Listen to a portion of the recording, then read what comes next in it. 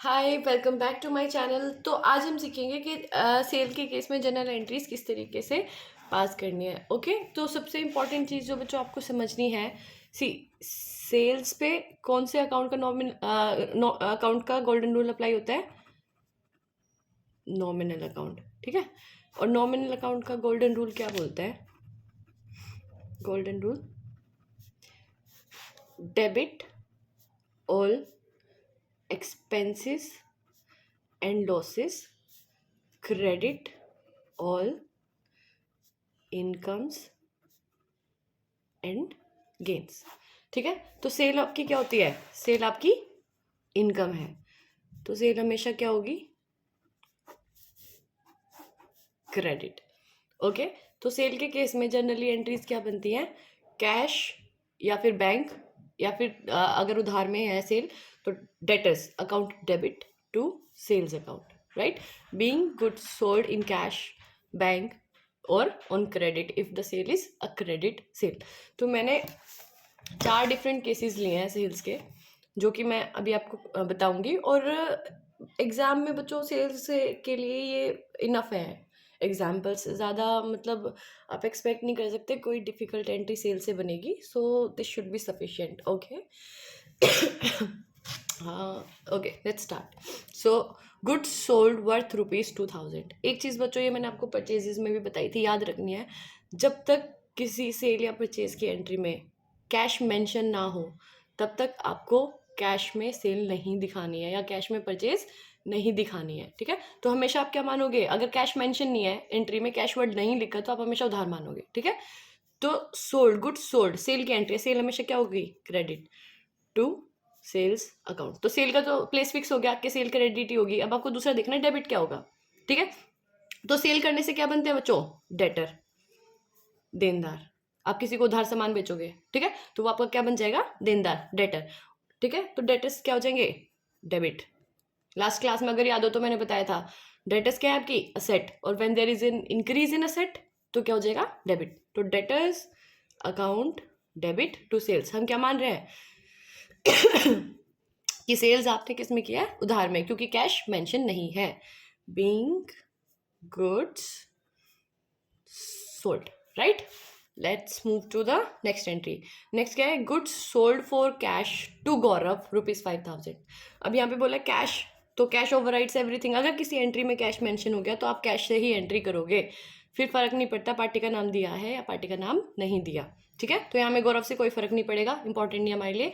हमारे लिए क्या इंपॉर्टेंट है? कैश। तो जनरल एंट्री क्या हो जाएगी?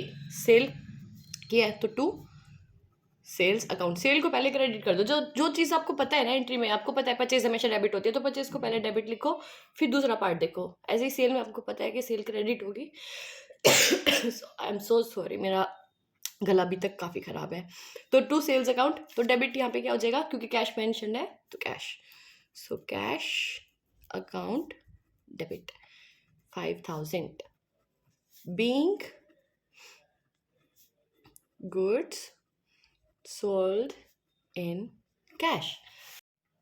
तो नेक्स्ट एंट्री हम क्या करते हैं? Goods sold to Nupur on credit worth ₹2000। यहाँ पे खुद बता दिया कि नुपुर को गुड्स सोल्ड किया आपने क्रेडिट पे। ठीक है बच्चों, देखो यहाँ पे पार्टी का नाम मेंशन कर दिया और उधार भी खुद ही बता दिया। लेकिन अगर जब भी उधार में गुड्स सेल हुए हैं और पार्टी का नाम वहाँ पे मेंशन है, तो हमेशा आप डेटर की जगह क्या यूज करोगे? पार्टी का नाम यूज करोगे। तो एंट्री क्या बन जाएगी? Nupur's account debit to sales account, right? कितने से? 2000। Being goods sold to Nupur on credit. Okay, let's move to the last entry. Goods sold to Nupur were returned worth ₹1000। जो आपने यहाँ पे नुपुर को 2000 रुपए के गुड्स सेल किए थे बच्चों, उसमें से क्या किया? नुपुर ने 1000 के गुड्स वापस कर दिए। तो आपको अब सेल जब की थी तो क्रेडिट थी, अब सेल रिटर्न हो गई तो क्या हो जाएगा? डेबिट। तो एंट्री क्या बन जाएगी आपकी?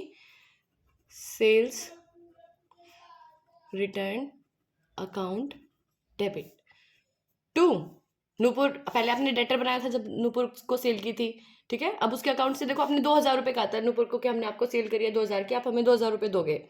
अगर नूपुर ने 1000 का सामान आपका वापस कर दिया तो नूपुर का अकाउंट क्या हो जाएगा? क्रेडिट हो जाएगा 1000 से।